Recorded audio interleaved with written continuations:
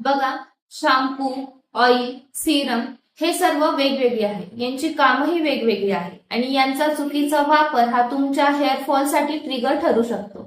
Shampoo shampoo is for cleaning your scalp and not for the hair growth. शॅम्पूची कामं काय? Shampoo हा आपल्या स्कॅल्पवरचं धूळ, पोल्युशन हे क्लीन करण्यासाठी आपण वापरतो. शॅम्पू हा तुमचं हेअर फॉल थांबवत नाही किंवा तुम्हाला हेअर ग्रोथसाठी मदत करत नाही, परंतु चुकीचा शॅम्पू वापरल्यानंतर स्कॅल्प हे ड्राय होऊन तिथे इचिंग, इन्फ्लमेशन होऊन हेअर फॉलला ट्रिगर होऊ शकतो. म्हणून योग्य शॅम्पू वापरणे गरजेचे आहे. यानंतर ऑइल. ऑइल हे केसांना लावायचं का, ते किती वेळ लावायचं याबद्दल अनेक गैरसमज आहे. ऑइल हे नरिशमेंटसाठी आपण वापरतो. हे स्कॅल्पला मॉइश्चराईज ठेवतं, इचिंग कमी करतं, ड्रायनेस कमी करतो. जेव्हा आपण ऑइल अप्लाय करतो तेव्हा आपण एक हलक्या हाताने मसाज करतो, त्यामुळे ब्लड सर्क्युलेशन वाढते आणि हेअर हे स्ट्रॉंग होतात. आता नेमकं ऑइल वापरायचे कधी, कसे आणि त्याचे चुकीचे गैरसमज. हे बघा, ऑइल हे फक्त आठवड्यातून 1 ते 2 वेळेस आणि केस धुण्याच्या 1-2 तास आधी लावणे हे ऑइल वापरण्याची योग्य पद्धत आहे. जर तुम्ही रोज केसांना तेल लावत असाल किंवा तर लक्षात ठेवा, एक्सेस ऑइल आणि त्याच्यावर बसणारी धूळ यामुळे फॉलिकल्स हे क्लॉग्ड होतात आणि हेअरफॉल हा जास्त होतो. आता serum. Serum is not for the treatment. सिरमचं काम काय? तर केसांचं फ्रीझीनेस जो आहे तो कंट्रोल करणे, केसांना एक शाईन देणे आणि जे आपण स्टायलिंग करतो यामध्ये हेअरचं प्रोटेक्शन करणं हे सिरमचं काम आहे. बघा, शॅम्पू, ऑइल, सिरम हे सगळे सपोर्टिंग प्लेयर आहेत. हिरो म्हणजे तुमचं शरीर आणि याच्यात बिघाड म्हणजे हेअरफॉल. आता करेक्ट ऑइल, शॅम्पू, सिरम तरी हेअरफॉल थांबत नाही, म्हणजे चुकीचे लाईफस्टाईल. मग हेअरफॉल थांबणार कसा? सगळ्यात पहिले बघूया झोप. Sleep is a silent healer of your body.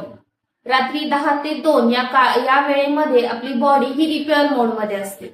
जर आपण उशिरा झोपलो तर कॉर्टिसॉलचे प्रमाण वाढते आणि त्यामुळे हेअर फॉलिकल्स वीक होऊन हेअरफॉल होतो. सेकंड म्हणजे डाएट. कमी खा पण योग्य खा. हेअर ग्रोथसाठी तुम्हाला फक्त प्रोटीन नाही तर झिंक, ओमेगा, बायोटीन या सगळ्यांची गरज असते. तुमच्या जेवणामध्ये कडधान्य, पालेभाज्या, तीळ, दही, ताक या सगळ्यांचा समावेश असणं गरजेचे आहे. फक्त सप्लिमेंट किंवा चांगलं डाएट हेच महत्वाचं नाही, तर तुमची गट हेल्थ सुद्धा महत्वाची आहे. यामुळेच या न्यूट्रिएंट्सचं ऍब्झॉर्प्शन हे योग्य पद्धतीने होऊन ते केसांपर्यंत पोहोचते.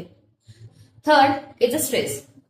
स्ट्रेस, एन्झायटी या सगळ्यांमुळे तुमची नर्वस सिस्टम डिस्टर्ब होते, हार्मोनल इम्बॅलन्स होतो आणि हेअरफॉल ट्रिगर होतो. यासाठी तुम्ही योगा, प्राणायाम, ब्रीथिंग एक्सरसाइज, डेली वॉकिंग आणि स्ट्रेस मॅनेजमेंट याची मदत घेऊ शकता. फोर्थ म्हणजे तुमचा वॉटर इनटेक.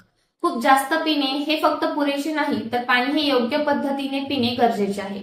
रोज सकाळी उठल्यानंतर कोमट पाणी पिणे, जेवणाच्या मधात पाणी न पिणे आणि दिवसभर थोडे थोडे पाणी पित राहणे यामुळे तुमचे डायजेशन सुधारते, ऍब्झॉर्प्शन चांगले होते आणि न्यूट्रिएंट्स हे हेअर रूट्स पर्यंत पोहोचते. Fifth is sitting working. हे एक हिडन कारण आहे हेअरफॉलचं.